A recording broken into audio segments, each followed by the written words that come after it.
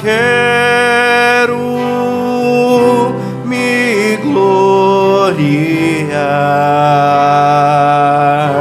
porém na cruz de dor sem par, humilde vou sacrificar aquilo que não agradar.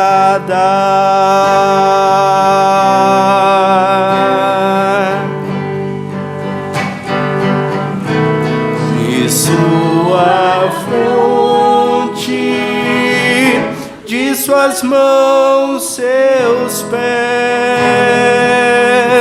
fluiu perdão que nos faz um só.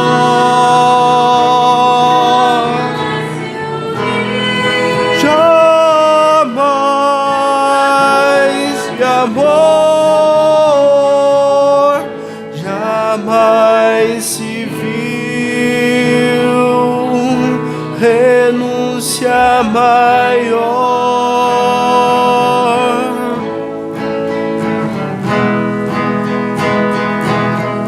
Se eu fosse o mundo,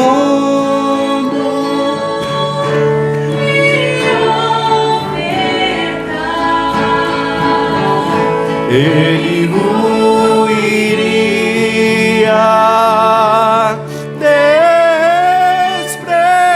desprezar. Seu grande amor vem requerer minha alma, vida e todo ser.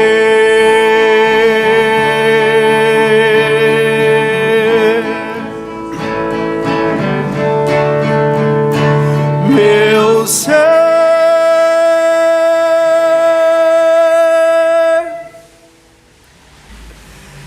Vamos fechar os nossos olhos e agradecer ao Senhor. Bom e eterno Deus, estamos aqui na Tua casa, Pai, para engrandecer, para Te louvar, engrandecer o Teu santo nome, Deus, para que o Seu nome seja conhecido entre todas as nações, Senhor, mas a começar aqui neste lugar, Senhor, derrame a Sua bênção, a Sua graça, o Seu amor, Senhor, para que dessa forma nós possamos transmitir a todo esse bairro, Senhor, o Teu amor, a Tua graça, nós possamos dar o exemplo, porque o Senhor se sacrificou em nosso lugar. Nós não temos o poder de dar a nossa vida em favor de ninguém para salvá-la, mas nós podemos demonstrar o amor que o Senhor demonstrou com todos nós, acolhendo, abraçando aquele que está perdido, levando uma coberta nesse frio, levando uma polenta, levando uma marmita, Senhor, mas demonstrando o amor que o Senhor deu a cada um de nós, Senhor, que é muito maior, mas nós, da forma que pudermos, Senhor, levarmos esse carinho e esse amor, esse pão quente, para que aquele que esteja perdido, Senhor, possa ser encontrado, Senhor, porque o Senhor não descansa enquanto a ovelha perdida, a 100ª ovelha, não for encontrada, Senhor. Por isso nós pedimos da Tua graça, do Teu amor, Senhor, e que nós possamos alcançar mais e mais ovelhas, Senhor, perdidas para o Teu rebanho, porque ela precisa de Você, Deus. E usa-me, estamos aqui prontos a atender o Teu chamado, Senhor. Em nome de Jesus que eu oro e agradeço, Senhor. Amém.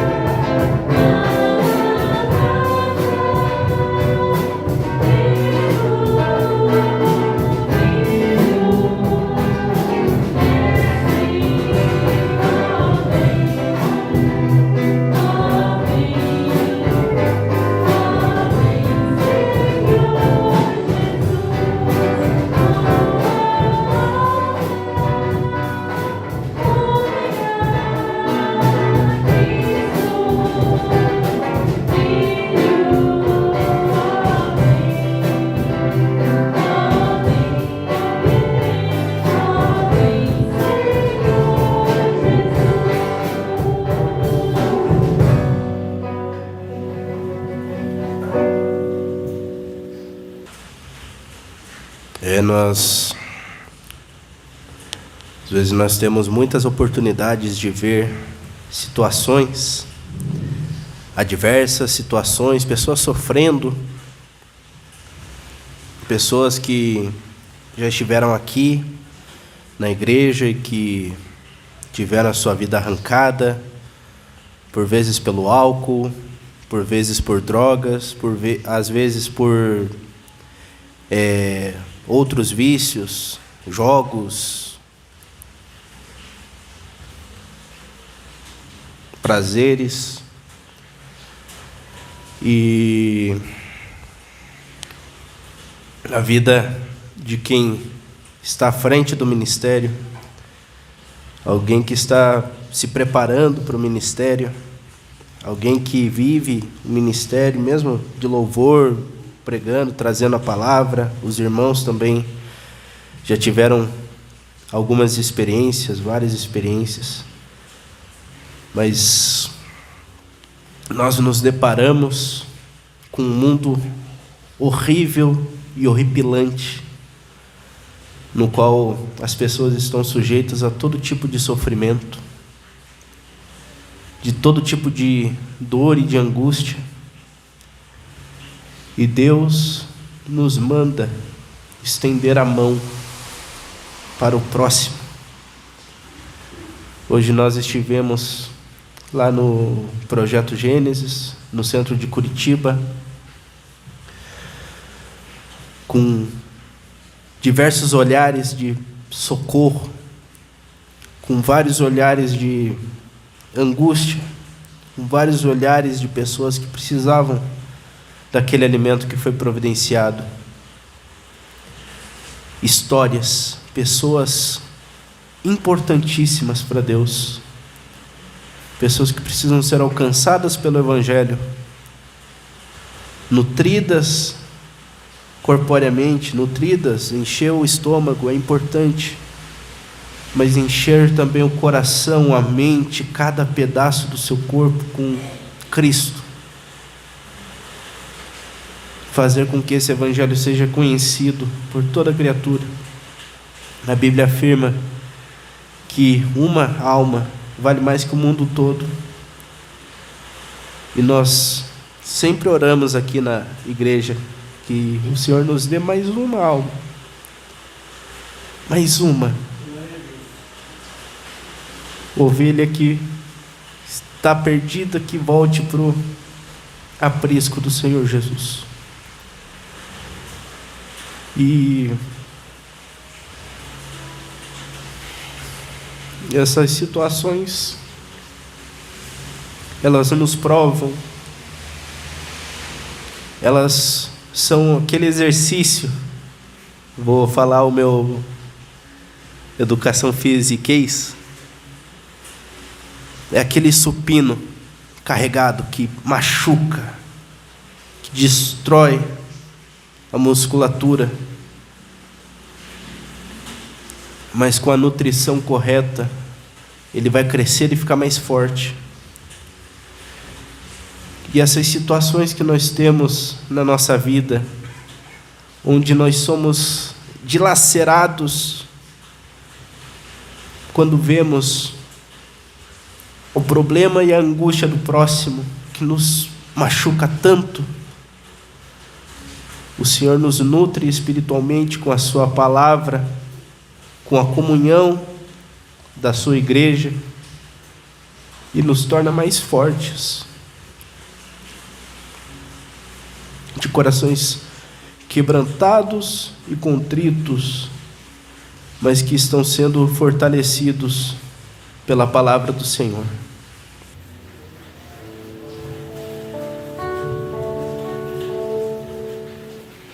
Situações dessa vida me fazem sentir que não sou forte a ponto de até resistir. Esses terríveis momentos, os maus pensamentos me querem levar a um extremo de vida que meu equilíbrio se deixa enganar.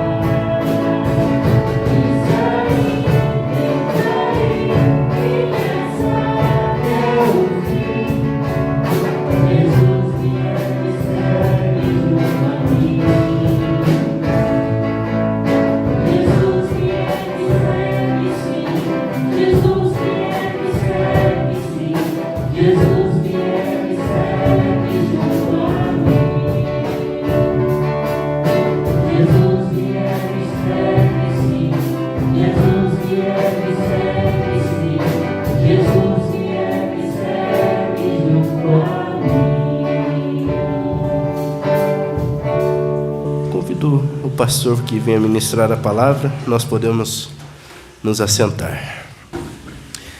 Boa noite. Que alegria, hein? Alegria estarmos reunidos em nome do nosso Senhor, mesmo com chuva, né? A chuva não espantou, quer dizer, talvez algumas pessoas, mas nós compreendemos. Mas o importante, você ajeita aqui, filho. O importante é nós termos comunhão, né? Comunhão, intimidade com Deus, esse momento de adorarmos ao Senhor. Eu quero convidar os irmãos que abram as suas Bíblias em Mateus, no capítulo 7, a partir do versículo 21. Mateus, no capítulo 7, a partir do versículo 21. Vamos meditar alguns minutos na palavra do Senhor, né? Acabei aquela série sobre Elias, e olha, tem gente mandando mensagem de diversos estados do Brasil, falando da bênção de ouvir sobre o profeta Elias, né? E eu tenho recebido alguns pãezinhos quentes, né? Quem sabe da mensagem de domingo, as pessoas me mandando palavras de carinho e me dando demonstrações, né, de carinho, e falando: este é o pão quente da mensagem que eu mando para você, né? Que é o anjo preparou um pãozinho quente para o profeta quando ele estava deitado à beira do caminho, ao pé da árvore, né? Mas nós vamos abrir então a nossa Bíblia, Mateus capítulo 7, a partir do versículo 21. Diz assim: todos encontraram? Amém? Todos dispostos, todos aquecidos, né? Então nós vamos ler a palavra do Senhor. Diz assim, ó: nem todo aquele que me diz Senhor, Senhor, entrará no reino dos céus, mas apenas aquele que faz a vontade do meu Pai que está nos céus. Muitos me dirão naquele dia: Senhor, Senhor, não profetizamos em teu nome? Em teu nome não expulsamos demônios e não realizamos muitos milagres? Então eu lhes direi claramente: nunca os conheci. Afastem-se de mim, vocês que praticam o mal. Portanto, quem ouve estas minhas palavras e as pratica é como um homem prudente que construiu a sua casa sobre a rocha. Caiu a chuva, transbordaram os rios, sopraram os ventos e deram contra aquela casa, e ela não caiu, porque tinha seus alicerces na rocha. Mas quem ouve estas minhas palavras e não as pratica é como um insensato que construiu a sua casa sobre a areia. Caiu a chuva, transbordaram os rios, sopraram os ventos e deram contra aquela casa, e ela caiu, e foi grande a sua queda.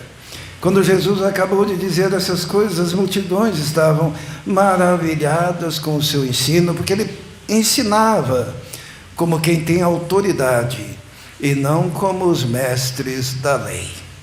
Vamos orar. Senhor, dependemos totalmente agora da ação do Teu Espírito para que possamos compreender a Tua palavra, para que possamos, ó Deus, entender qual é a Sua vontade para a nossa vida. Por isso pedimos que o Senhor haja sobre nós, haja no nosso entendimento, haja no nosso coração, que possamos receber do Senhor, porque nós viemos aqui para ouvir a Tua voz, e pedimos então que o Senhor nos fale, em nome de Jesus. Amém. Livro de Mateus, o primeiro livro do Novo Testamento, primeiro que nós encontramos aqui, né, o Evangelho de Mateus, ele faz uma ponte com o Antigo Testamento. E se nós voltarmos um pouquinho antes no livro de Mateus, nós encontramos uma página em branco. Aqui, ó. E essa página que divide o Velho e o Novo Testamento, ela representa 400 anos chamado período interbíblico. Então, quando termina lá o Velho Testamento, e até o momento que começa os escritos do Novo Testamento, nós temos ali um período de silêncio bíblico de 400 anos. Um período de silêncio profético por 400 anos, né? Que não se levantou um profeta, pelo menos não um profeta do calibre daqueles profetas do Velho Testamento, sendo que depois de 400 anos se levanta o último profeta, chamado João Batista, né? Que diz que a lei e os profetas profetizaram até João, é o que Jesus ensina. 400 anos de silêncio profético, porque existem períodos na história em que há um silêncio. Lembro na época de Samuel, né? Diz que na época de Samuel a palavra de Deus era rara, até que Samuel começou a falar e a profetizar, e a palavra de Deus voltou no meio do povo. Mas aqui são 400 anos de silêncio, de acontecimentos terríveis no meio do povo de Deus, né? É o período em que o templo de Deus foi maculado, e Jesus chama isso de a desolação, né, que aconteceu dentro do templo, porque se no templo se sacrificava cordeiros, naquela época, nesse período de 400 anos, houve uma situação em que sacrificaram um porco dentro do templo judaico, do templo de Israel. Período de silêncio, período de perseguição, período de tentativa de extermínio do povo judeu, período em que se levantou um cara chamado Antíoco Epifânio. Epifânio significa o iluminado, né? E ele fazia atrocidades no meio do povo de Deus. Período em que se levantou a família dos Macabeus para promover uma libertação ao povo. Era um período terrível. E para quebrar esse período, Deus levanta um profeta. Imagine depois de 400 anos você ser o profeta que foi levantado por Deus, para agora ser a voz de Deus no meio do povo. E esse profeta é chamado de João Batista, precursor de Jesus. Então, quando João Batista, e mesmo quando Jesus começa a profetizar no meio do povo, começa a pregar no meio do povo, ele está simplesmente pegando o resultado de 400 anos de silêncio profético. Mas uma coisa interessante é que, mesmo não tendo a palavra profética nesses 400 anos, continuava tendo religião. Foi o período que surgiram os fariseus. Os fariseus eram os doutores da lei. Era um período que o povo continuava sacrificando, confessando os seus pecados, né? E matando cordeiros. Foi o período que se estabeleceu aquele comércio no meio do povo de Deus. Lembra quando Jesus entra no templo e abre as portas e os portões para que os animais sejam expulsos do templo? Porque havia um comércio no templo, eles vendiam aqueles animais num preço absurdo, para que o povo pudesse sacrificar, e Jesus pega um chicote ou um cordel e faz um azorrague de cordéis, expulsa os cambistas, vira as mesas, e diz: a minha casa será chamada casa de oração, e vocês têm transformado a minha casa num covil de ladrões e salteadores, porque vocês fizeram comércio na minha casa. Tudo isso começou lá, quando calou-se a voz de Deus. Então haviam ainda os sacerdotes, havia os fariseus. O que eram os fariseus? Os fariseus eram um grupo que aparece nesse período para preservar a lei, o Velho Testamento. E eles, então, se tornaram doutores e preservadores da lei. E a palavra fariseu significa separado, eles se consideravam santos. E com o tempo eles foram introjetando essa ideia e se colocando acima da população. E tinham os escribas, e daí surgiram os saduceus. surgiram também os zelotes e todos aqueles grupos religiosos. E quando vem João Batista pregando, ele diz no seu discurso, logo lá no começo, ele diz: arrependei-vos, porque é chegado o reino de Deus. E o povo ia à beira do Jordão para ser batizado, mas começaram a vir lá também os fariseus, os religiosos, aqueles que eram os dominantes da religião da época de João Batista e de Jesus, aqueles que haviam surgido no momento em que a voz profética tinha se calado, naqueles 400 anos. E quando eles vêm para o batismo de João Batista olha para eles e diz assim: raça de víboras, quem vos convenceu a querer fugir da ira vindoura? E essa palavra foi para os religiosos, essa palavra foi para os fariseus, essa palavra foi para os saduceus, essa palavra foi para os sacerdotes daquela época, porque havia toda uma religiosidade, só que era uma religiosidade exterior, era uma religiosidade de rituais, era uma religiosidade que impunha fardos sobre a população, que não tinha o mesmo conhecimento, que não tinha o mesmo acesso, que há tempos não ouvia a voz de Deus. E João Batista é chamado precursor de Jesus. E quando Jesus começa a pregar, ele começa então a colocar as coisas nos seus devidos lugares, né? Tanto que um dos primeiros sermões que nós temos aqui na Bíblia, no capítulo 5 de Mateus, é chamado Sermão da Montanha. Porque assim como Moisés subiu ao monte e recebeu a lei, e trouxe a lei do povo, Jesus sobe ao monte e prega, e interpreta a lei para o povo, mas não do jeito dos religiosos. Ele interpreta a lei do jeito que deve ser lida, e do jeito que deve ser vivida. E Jesus então fala das bem-aventuranças, e depois ele diz assim, no capítulo 5, versículo 17, não pensem que eu vim abolir a lei e os profetas. Eu não vim abolir, mas eu vim cumprir. E ele começa a ensinar o povo a cumprir a lei, como deveria ser cumprida. Ele diz assim no versículo 21, vocês ouviram o que foi dito, eu porém vos digo. Porque a lei dizia não matarás, porém Jesus dizia, se você tem ódio do seu irmão, você já matou. Vocês estão vendo? Jesus veio para dizer que a coisa era mais profunda. Não adianta viver na periferia da fé, não adianta viver no legalismo. Ah, eu não mato, eu estou bem, mas você odeia, e o crime é o mesmo, é o que Jesus está dizendo.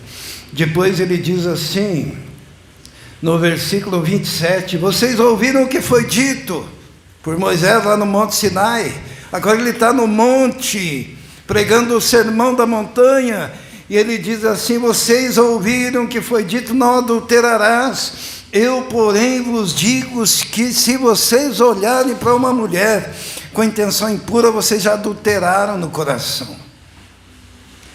Porque Jesus não queria superficialidade, Jesus não queria que fosse um legalismo barato, Jesus não queria pessoas de fachada, mas aquela lei de Deus deveria estar introjetada num coração transformado, que mudasse a vida e o comportamento das pessoas. Depois Jesus fala no versículo 33, vocês também ouviram o que foi dito aos antepassados, não jure falsamente, mas cumpra os juramentos. Porém, eu vos digo, vocês não devem jurar nem pelo céu, nem pela terra, porque a terra é o estrado dos seus pés, e o céu é o trono de Deus. Jesus, ele veio para a gente não viver naquela camada exterior, né? Sabe, a cebola tem bastante camadas, né? Mas tem aquela mais interior, Não é para viver na exterioridade, mas na profundidade.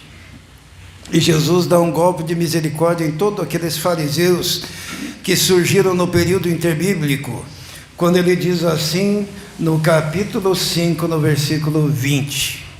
Vamos ver? Jesus fala assim: pois eu lhes digo que se a justiça de vocês não for superior à dos fariseus e mestres da lei, de modo nenhum vocês entrarão no reino dos céus. Porque os fariseus e os mestres da lei, eles se contentavam em cumprir a lei do jeito deles. Havia toda uma cultura em torno daqueles religiosos quando Jesus chegou, né? Por exemplo, a lei dizia para orar 3 vezes, né? Orar, tinha a hora da oração às 9, ao meio-dia, às 6 horas da tarde, às 3 horas, tinha horários de oração. Eles cumpriam religiosamente aquilo. Só que eles se vestiam com vestidos coloridos e com diversas franjas. Em cada franja colorida tinha um mandamento da lei de Deus. E a cor dos vestidos daqueles homens, da forma como eles se vestiam, resplandecia à luz do sol. Então eles escolhiam os momentos estratégicos para sair de casa, para estar em praça pública e o sol bater neles enquanto em público.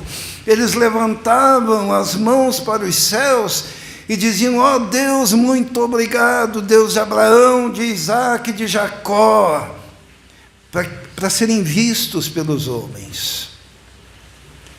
Era a religião exterior. E Jesus, ele diz: olha, a justiça de vocês tem que ser muito superior à do escriba, à do fariseu, à do sacerdote, à do religioso. Por isso que Jesus, ele veio não para colocar uma lei na nossa cabeça, um monte de regrinhas na nossa cabeça.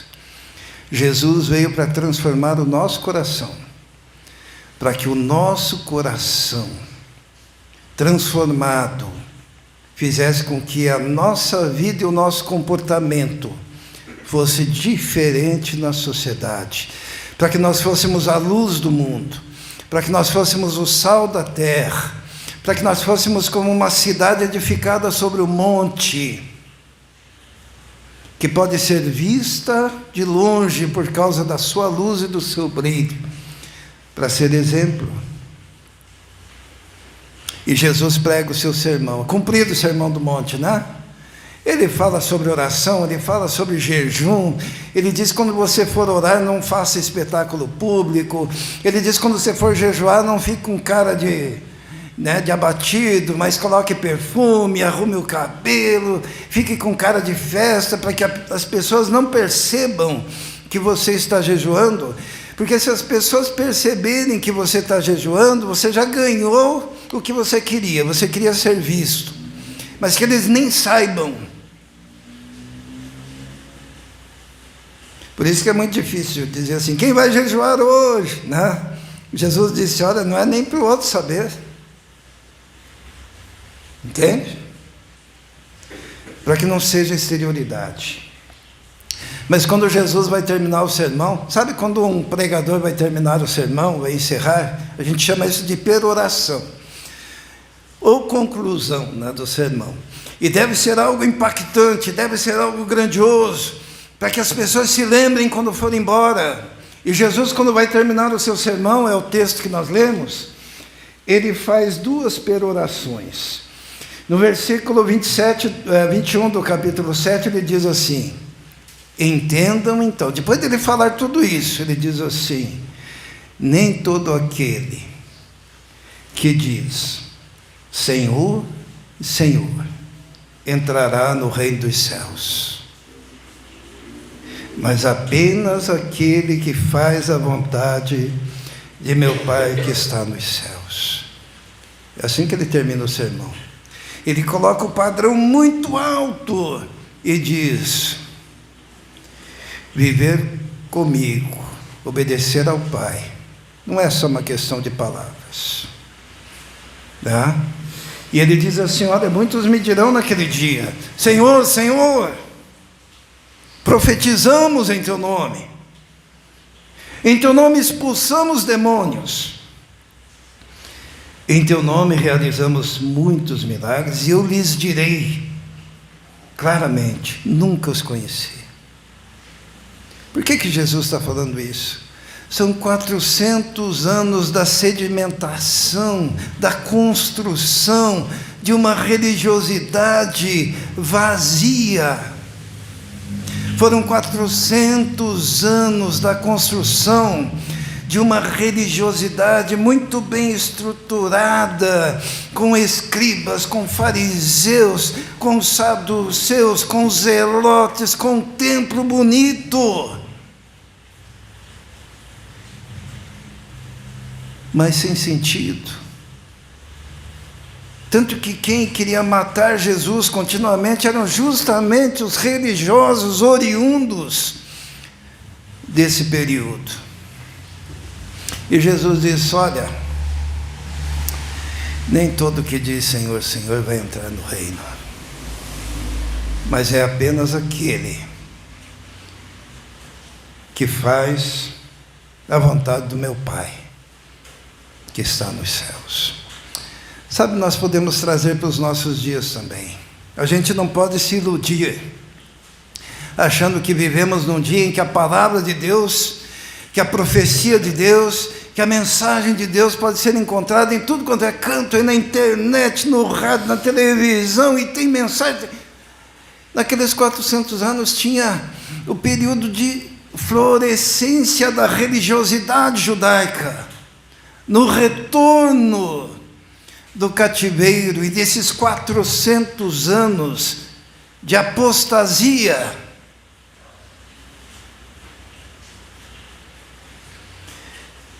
Não se iluda com essa palavrinha,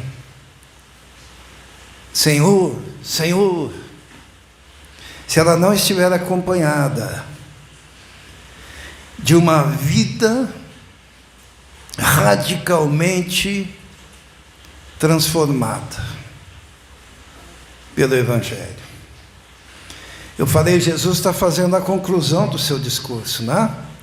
E ele usa duas conclusões. A primeira, ele falando que não é só de palavras no reino de Deus.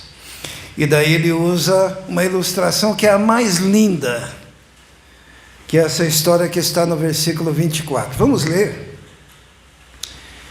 Ele diz assim, no capítulo 7, 24: portanto, é a conclusão. Essa palavra portanto significa, ó, diante de tudo isso que eu acabei de falar, portanto, quem ouve estas minhas palavras e as pratica é como um homem prudente que construiu a sua casa sobre a rocha.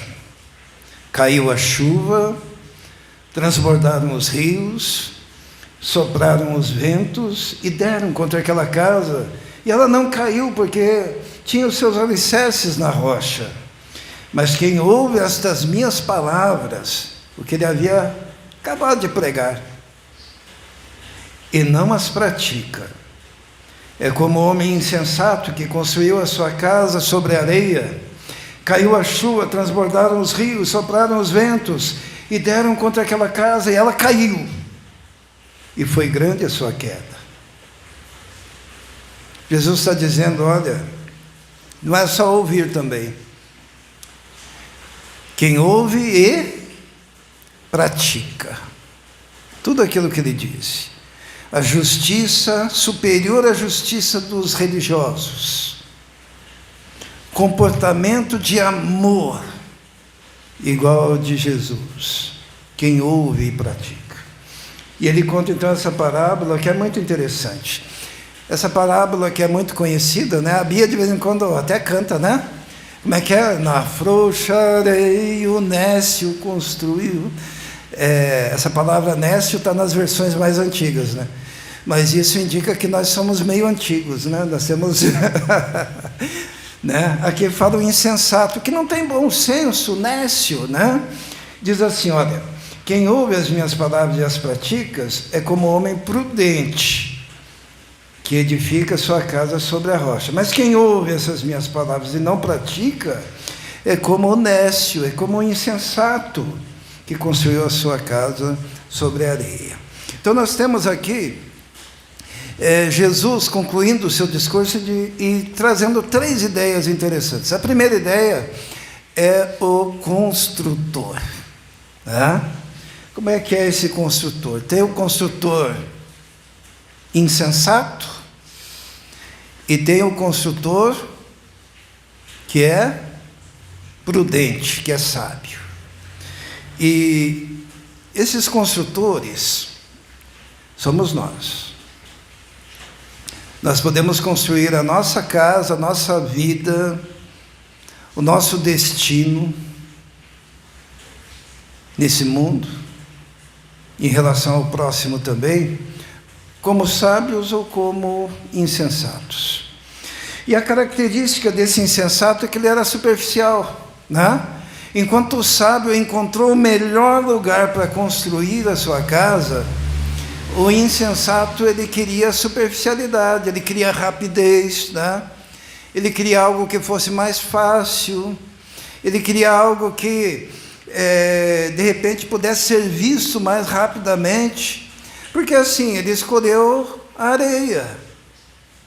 Porque na areia ele já começaria colocando as paredes, né? E ele, imagine a situação, né? O sábio procura um lugar rochoso. Será que é fácil quebrar as rochas?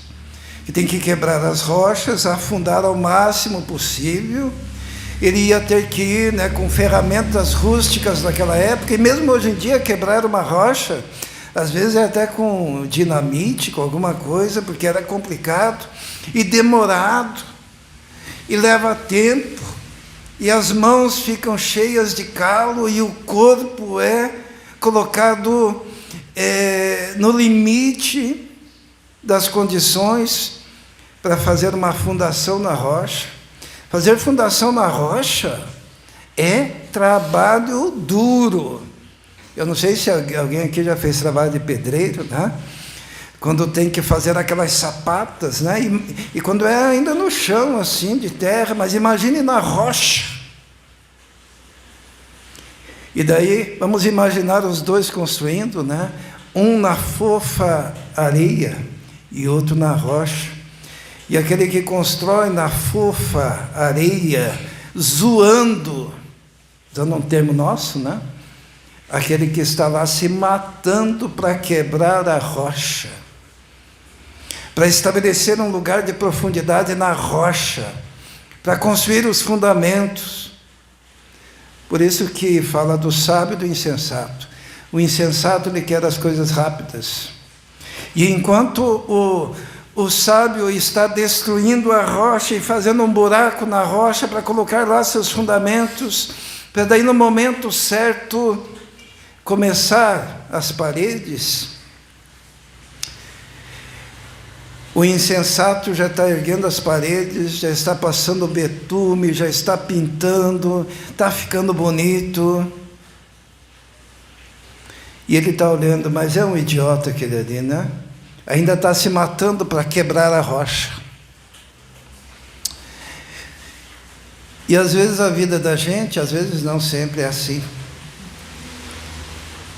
Tudo que vem fácil se arrebenta muito fácil também.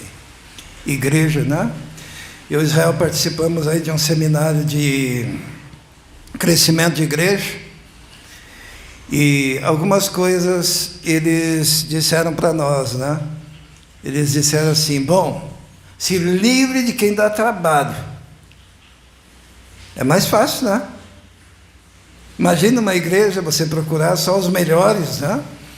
Porque o ditado era: excelência atrai excelência. Então, se vem pessoa que é necessitada, né? Que vem pessoa com problemas, diga para eles, né? Vamos procurar um outro lugar. Cuide da aparência, né? Tudo tem que combinar dentro da igreja.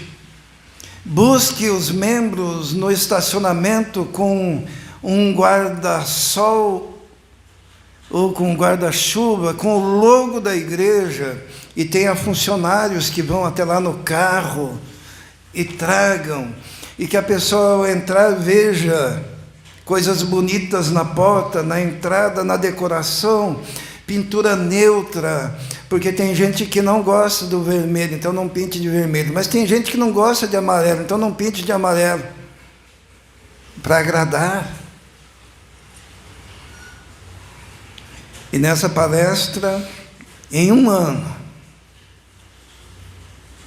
rapidamente, aquele trabalho foi crescendo. Tiveram que se livrar do grupo de louvor, sabe? Sabe por quê? Porque não passaram no teste de excelência. O grupo que fundou a igreja.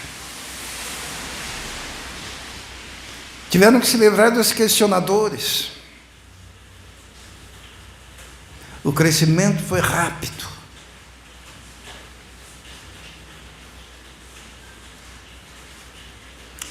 Mas quando você constrói as paredes sobre areia, a instabilidade da areia faz com que essas paredes tenham rachaduras. E daí tem que gastar tampando as rachaduras. E você tampa uma para ficar bonita, mas daí já rachou do outro lado. E daí você conserta do outro lado, rachou ali. E aí vem um remendo de teologias que não correspondem à profundidade da palavra de Deus. Jesus, quando ele quer questionar aquela situação religiosa da sua época, quando ele começa a pregar, ele termina o seu sermão dizendo: olha, tem o prudente e tem o insensato. O insensato constrói sobre a areia, o prudente sobre a rocha.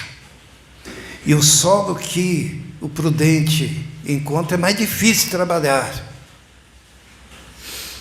mais dura. E aquela casa não cai.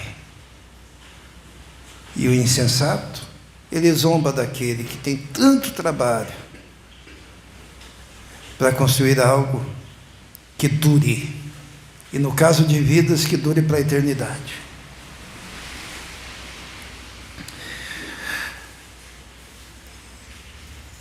É interessante que Jesus, ele diz assim, olha no versículo 25, caiu a chuva, transbordaram os rios, sopraram os ventos e deram contra aquela casa, e ela não caiu, porque tinha os seus alicerces na rocha.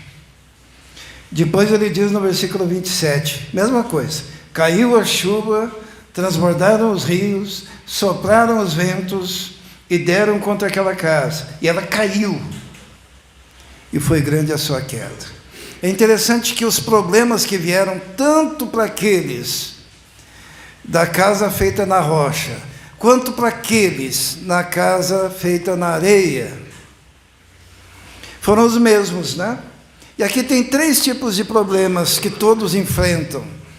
E você vai ficar em pé ou vai cair, dependendo se você é sábio ou insensato. Se você fez a sua casa sobre a rocha ou sobre a areia. Jesus, ele diz assim, caiu chuva. Da onde que vem a chuva? Vem de cima, né?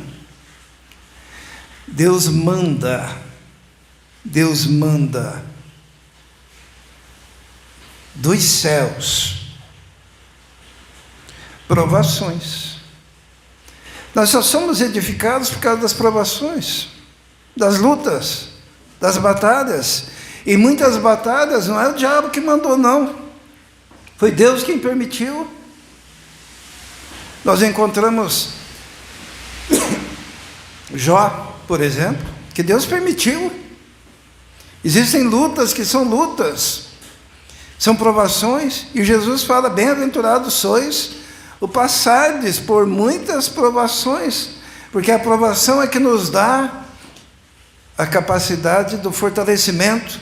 Existem provações que são como chuva que vem do céu, e não vem para nos destruir, vem para nos fortalecer, para nos capacitar.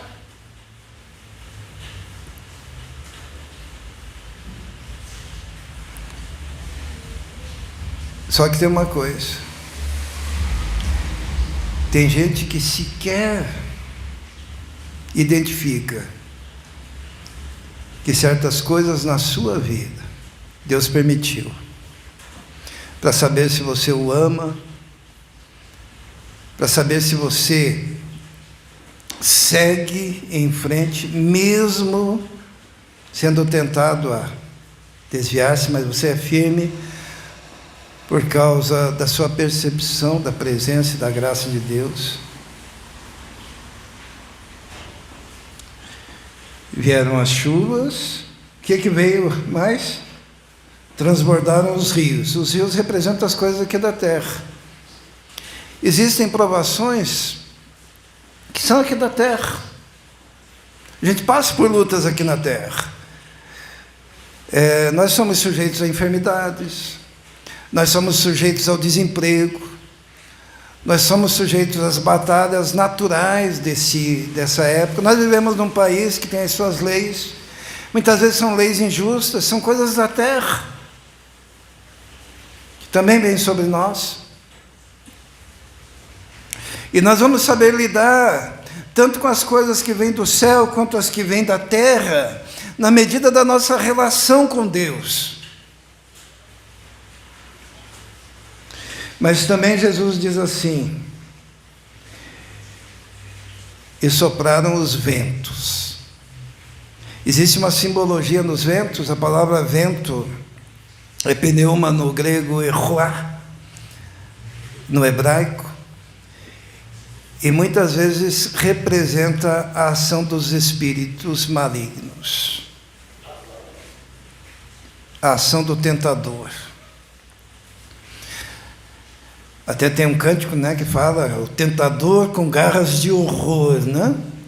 Isto é, nós vivemos num mundo que a palavra de Deus diz assim, que o príncipe dos poderes do ar opera nos filhos da desobediência.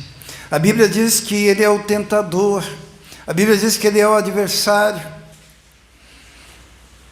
E muitas vezes nós nos deparamos com situações assim. Mas quer sejam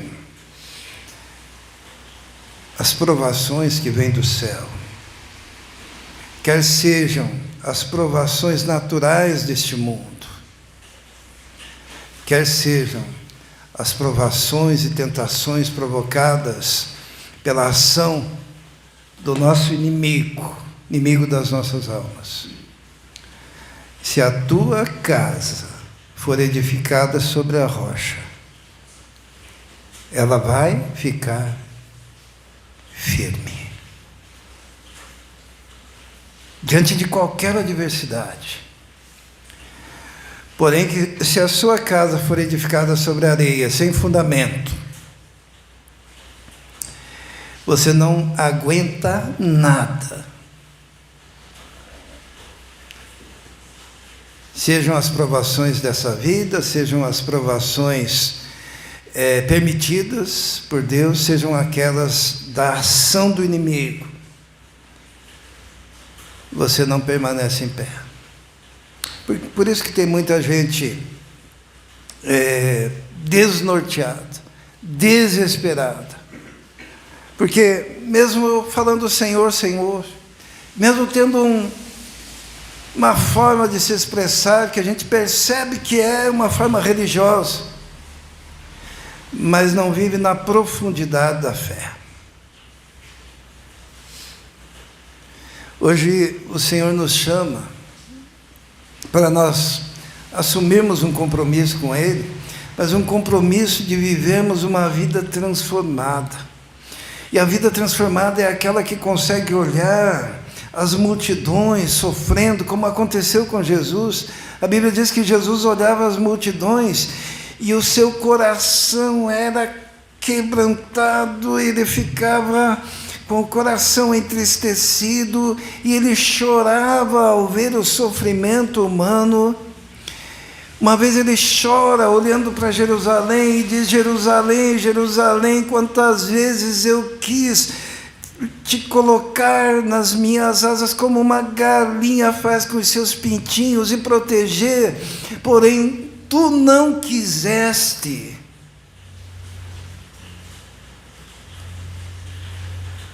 É olhar para aquele que sofre e sentir a dor. Porque não é apenas de palavras. É você colocar a mão no bolso, né, e ajudar o necessitado.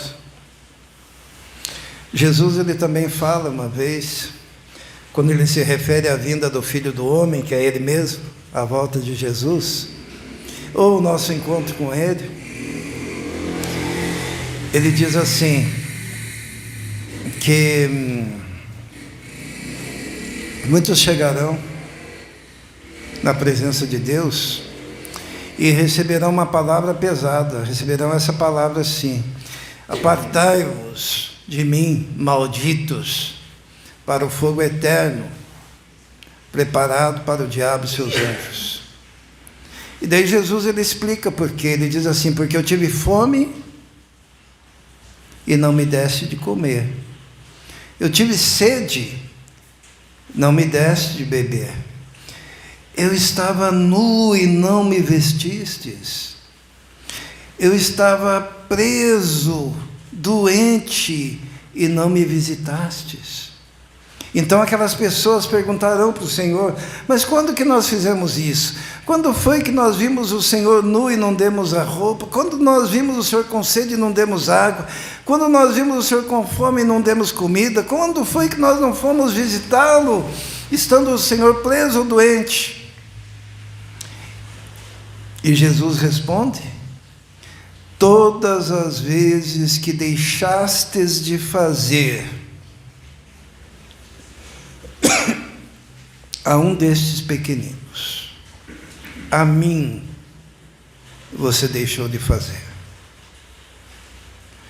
Mas também chegarão aqueles na presença do Senhor, que o Senhor dirá assim: vinde benditos do meu Pai, possuí por herança o reino que vos está preparado desde a fundação do mundo, porque eu tive fome e me destes de comer. Eu tive sede, me deste de beber. Eu estava nu e me vestistes. Eu estava doente ou na prisão e fostes ver-me. E os justos dirão assim: Senhor, mas quando que nós fizemos isso? Quando que nós vimos em qualquer uma dessas situações? E Jesus lhes dirá: todas as vezes que vocês fizeram a um destes pequeninos, a mim vocês fizeram. E não é porque a salvação é pelas obras. A salvação não é pelas obras. Salvação é ato de graça de Deus. É por um fato. É que a graça de Deus em nós nos leva a distribuir desta mesma graça a todos que nós encontramos. Eu gostaria de encerrar essa palavra dizendo o seguinte, que a rocha de que fala a palavra é Jesus. A Bíblia diz que Jesus é a rocha da nossa salvação. O apóstolo Paulo disse que havia uma rocha que acompanhava o povo pelo deserto, e a rocha era Cristo. E ter a vida firmada na rocha, ter a vida firmada em Cristo Jesus, é receber o que Ele fez por você na cruz do Calvário. Entregar o coração, sabendo que assim como Ele viveu, você vai passar a viver. E assim como Ele ressuscitou, você ressuscitará também.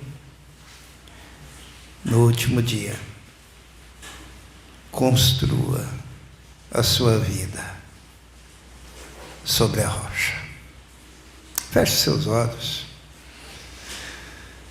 Eu queria, neste momento, dar uma oportunidade para que você fale com o Senhor Jesus agora e diga: Senhor Jesus, eu quero construir a minha vida, a vida da minha família, sobre a rocha. Eu quero viver como o Senhor viveu, eu quero amar como o Senhor amou, eu quero servir como o Senhor serviu, porque assim serei seu discípulo de fato. Se você tem esse desejo no seu coração, fale com Ele agora. Lá no seu íntimo, lá no seu coração, diga assim: Jesus, eu entrego a minha vida e eu quero viver contigo, e fazer a sua vontade, e ter a minha vida e a vida da minha família sobre a rocha eterna. Vamos orar. Senhor, sabemos que nós somos pequenos, ó Deus, somos falhos, mas nós queremos, Senhor, reiterar o fato de que nós queremos te obedecer. Nós queremos viver como o Senhor viveu. Nós queremos seguir as suas pisadas neste mundo. E pedimos então que o Senhor nos ajude, porque o nosso coração está disposto. Pedimos que o teu Espírito Santo nos ilumine, nos oriente e nos dirija para sermos assim, ó Deus. Pedimos que a tua graça esteja sobre a vida de cada um de nós. Colocamos a vida de cada irmão que fez essa oração nesse momento diante do teu altar, como compromisso contigo. E invocamos a ação do teu Espírito em ajudar cada um, ó Deus, em abençoar cada um, e que possamos assim fazer. Abençoe a tua igreja também, ó Deus, para que possamos ser luz neste lugar. Pedimos a tua graça e bênção, em nome de Jesus. Amém.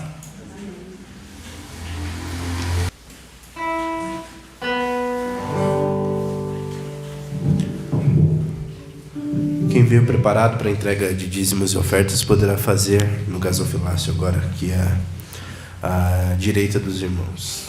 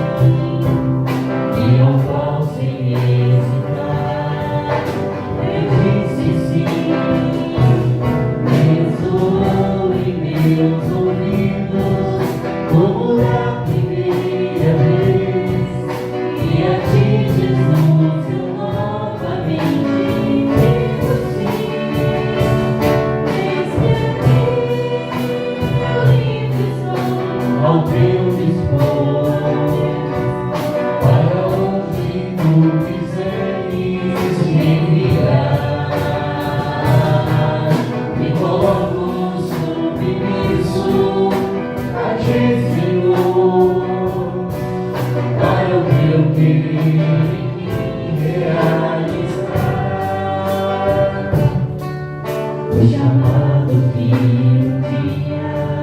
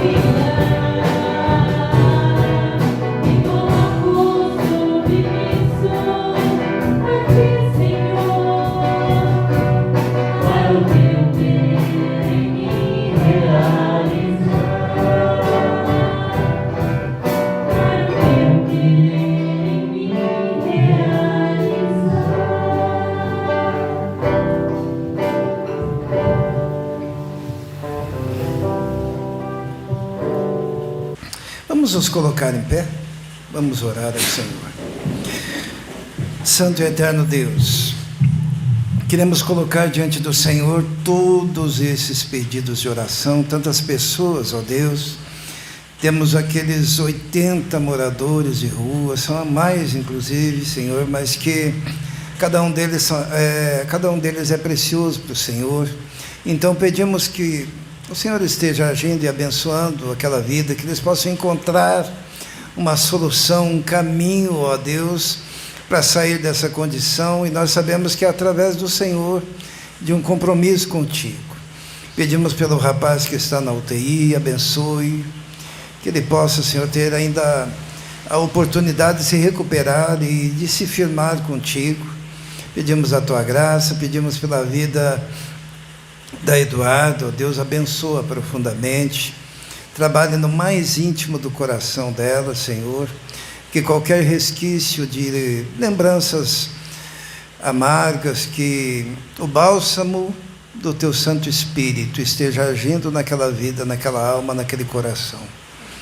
Pedimos, ó Deus, por nós, por todas as famílias da igreja, Senhor, dê saúde, Senhor, dê força para o trabalho, Senhor, dê, Senhor, capacidade para os estudos, e proteja, Senhor, proteja dos perigos do dia a dia, Senhor, dos perigos dessa sociedade. Nós te pedimos isso, e que a graça do nosso Senhor e Salvador Jesus Cristo, o amor de Deus, o Pai, e a comunhão do Espírito Santo esteja com todos vós agora e para todos sempre. Amém. Que Deus abençoe a todos. Dê um abraço aí no seu irmão ao lado.